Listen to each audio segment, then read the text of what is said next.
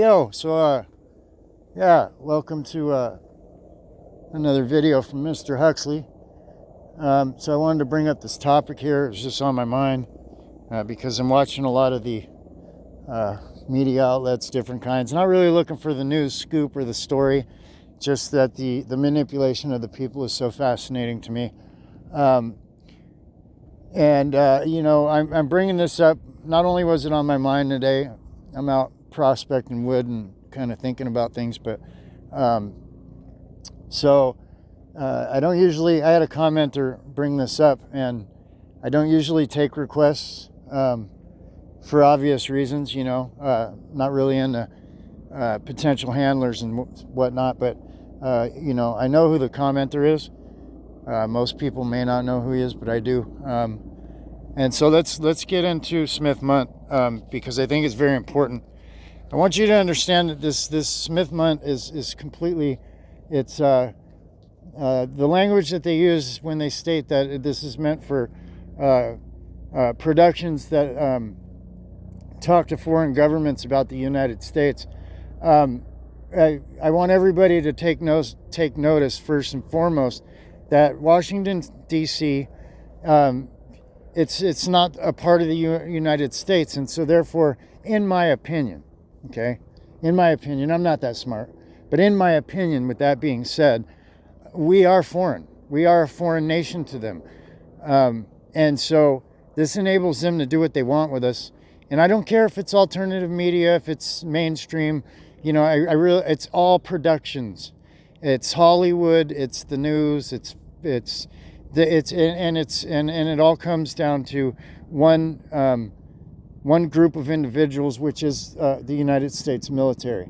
And so let's get into this just for a second. I'm not going to make a spectacle of this video. You can go ahead and you could just type it in and see what you find. And the hopes of this is that you guys understand that.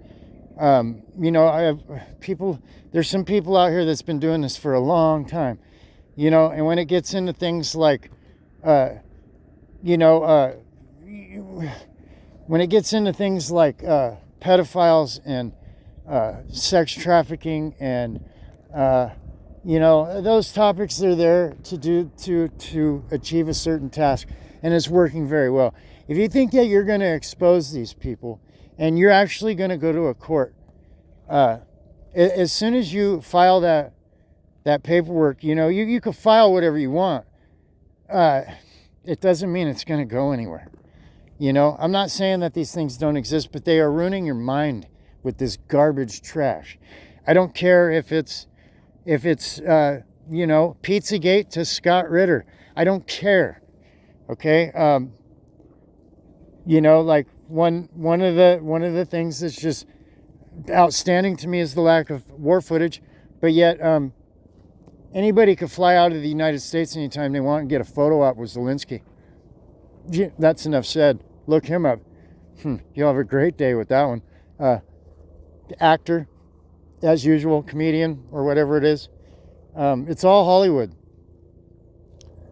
And I hope you guys understand this. You're just spinning your wheels with this information, this truth that you think you're putting out there. You're not. Trust me, you're not. When you're on the mark, you will be targeted. That's for damn sure. And there are several people out there.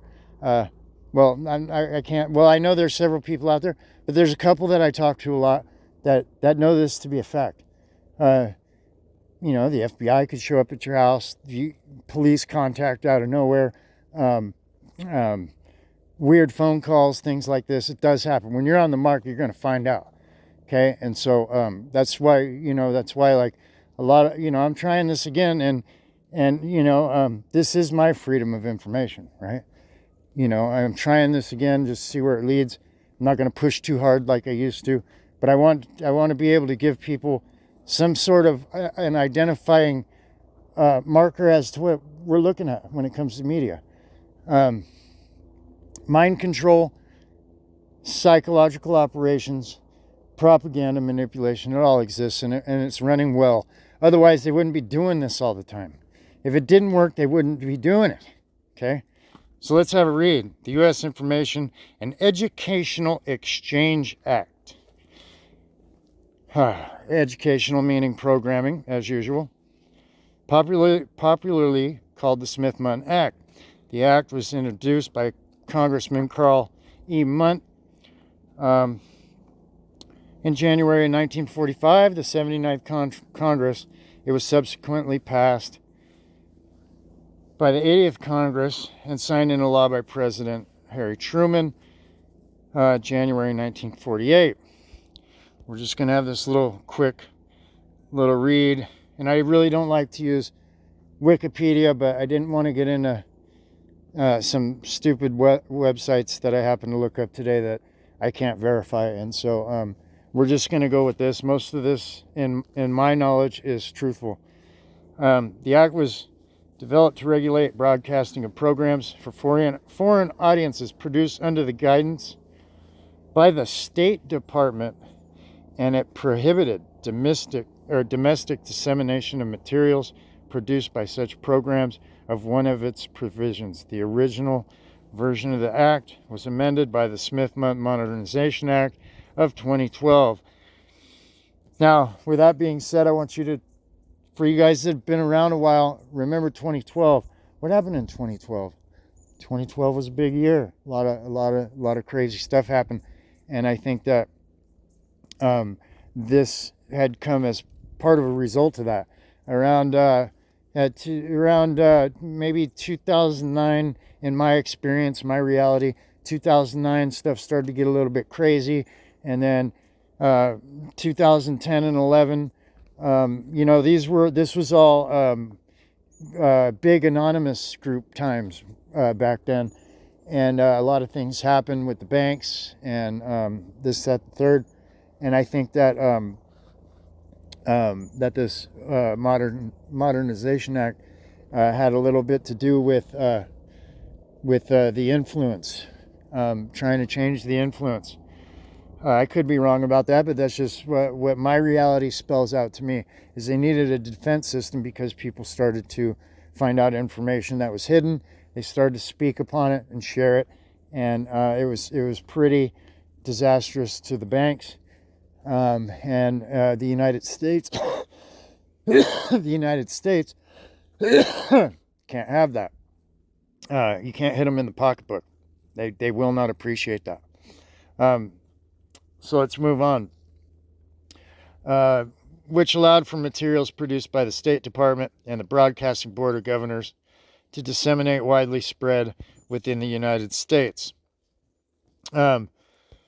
Origins of the bill would be the original legislation authorized the U.S. State Department to communicate to audiences outside the borders of the United States through broadcasting face-to-face contacts, exchanges, including educational, cultural, and technical, the publishing of books, magazines, and other media of communication and engagement. Funding for these activities come from other legislations passed by the U.S. Congress called appropriations, i.e., the American taxpayer is funding these programs.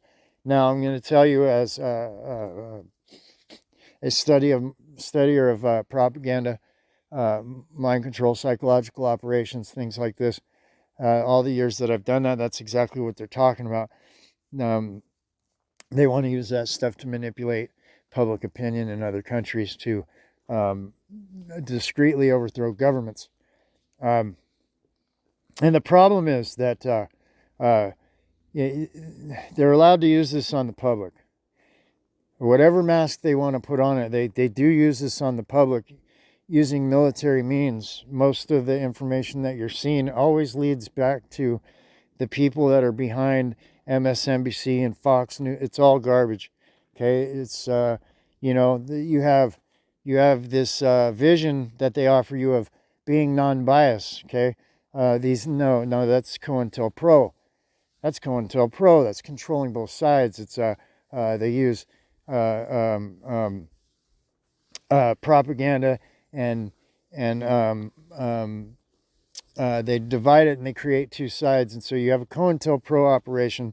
So they're really giving you, like I say, an antithesis and a thesis at the same time. and then in the end, you really don't know what you're looking at. Okay, and a lot of these outlets, they're politically motivated. We all know this to be fact as well. So,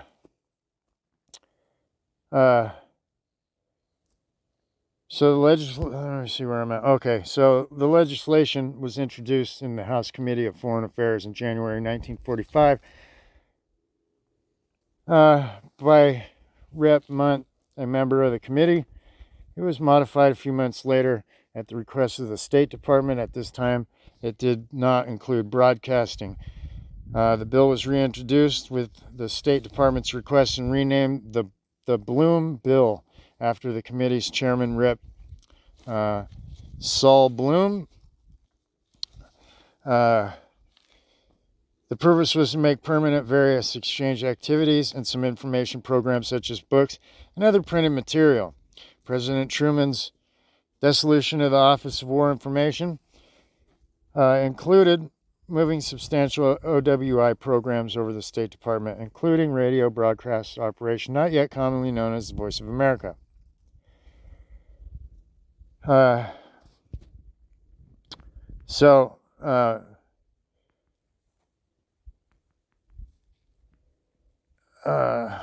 Bloom Bill was altered and reintroduced in October 1945 to include the substantial information programs from OWI, notably libraries, book publishing, movies, and film strip production, and speaker tours. In December 1945, it was reintroduced again as H.R. 4982, but whereas the previous iterations amend pre-war legislation from 1939, authorizing exchanges in the American republics plus Philippines. This time was standalone and also include radio operation. The language shall disseminate abroad. Found in the early versions was a specific authority requested by the State Department to permit to operate globally. Under previous authorities, the department was restricted to operating these programs within North, Central, and South America. It would provide legislation approval for a new peacetime instrument of foreign policy. So I'm gonna quit the read right there, because you guys can go ahead and if you're interested in this, just go ahead and click away and type some stuff into your browser, preferably not Google. But I'm trying to explain the root of my explanation of this, okay? And the reason that I'm speaking on it is that, like I said earlier, I don't care if it's Pizzagate. I don't care if it's the Ukraine war. I don't care if, whatever diarrhea is coming out of that minor attracted person, Scott Ritter. I don't care if it's redacted. I don't care if it's Rebel News. It's a multi-channel network is what it is. And they would like to offer you alternative media. And a lot of this uptick in alternative media where people think that they're finding the truth, the biggest actor in this play on that, I think, in my opinion, was Alex Jones,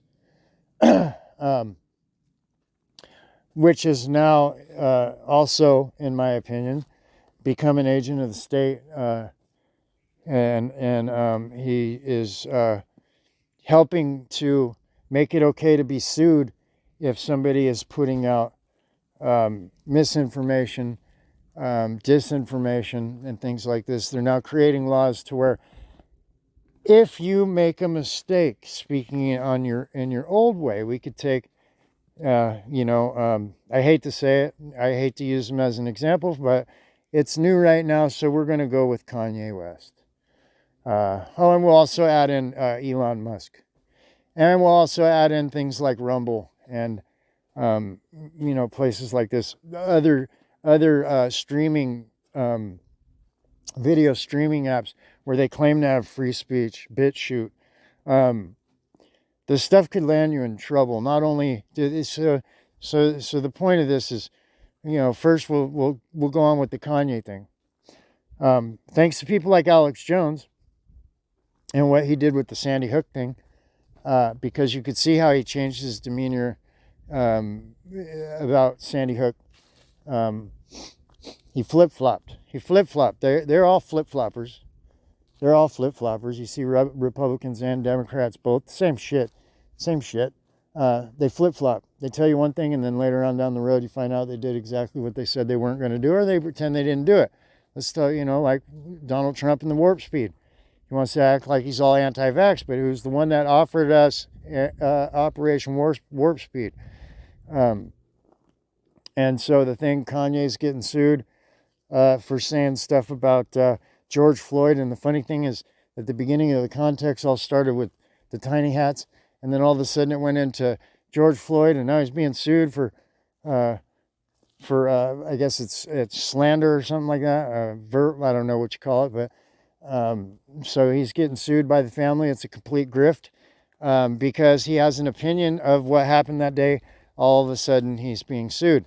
So you're no longer entitled to your opinion, because if you have freedom of thought and freedom of speech, nowadays you're a thought criminal. You're a terrorist, and so therefore any kind of Patriot Act does include you at this point. That's what it seems like. And the funny thing to take note of, I don't know if it makes any difference, but rumor has it that there's a George Floyd memorial in the Holocaust Museum. Why that's tied together, I don't know. But, maybe because they're all the same media. I have no idea. I haven't been to the Holocaust Museum, so I can't verify that. But then if you look at the recent things with Elon, how he buys Twitter, and all of a sudden he wants to tell everybody that they're able to have freedom of speech. And in come the rollout of the N-word and blah, blah, blah. But now anybody thinks that they can say what they want, when we know Twitter is nothing, it's no different data collection than Facebook. I want you to also think about people that are claiming to be truth tellers. When they show their big, fat, ugly, fat face on the screen, and they really no, if you really truly got down and dirty and were exposing anything, they're going to show up at your house.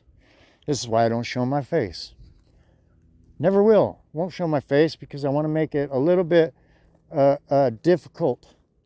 Because there's been times where I've done some things on the internet that had me up at night. You can only go so far with this. And I don't care what you think these people are telling you. The goal is still always going to be the same. And I think that, for right about now, like on the Smith month, I want you to do your research yourself. See what you find. We could learn from this. I don't know that much about it, but I do know psychological operations, mind control. I know it exists. Propaganda exists. I know who operates the goons, and we can get more in depth with that later. But I just don't know what to tell these folks. Like, I look at TikTok and oh my God, these people are now, they're talking about stuff that fellas like me talked about over a decade ago, 20 years ago. We brought it up, and they're spitting it out like it's new information, and not it's and all it is information. In the end, it ain't going to do any good. Anyway, with that, I think I'm going to close this out because I really don't know what else to tell you. Look at the views. I mean, we did this talking about Scott Ritter. Like, look at the views. It's insane. And I know, I already know a lot of this is botnet, or whatever you call that. It's just a bunch of bots and sock accounts, trolls, right? Like, there's a lot of that in there, but still, it looks like the view counts and the people believe in the nonsense. It looks pretty harebrained, and I've even had people in public, they want me to go listen to General Flynn with them, and yeah, so people actually believe this type of stuff. Anyway, with that, this is Mr. Huxley. Maybe we'll carry on with this a little bit later on. I just was out trolling around looking for some firewood that's laying out, and decided to shoot a video as I take a look around. Once again, it's Mr. Huxley. You guys, I know this video is kind of choppy. I don't do enough of it to make a performance. I'm not an actor. You guys have a great day.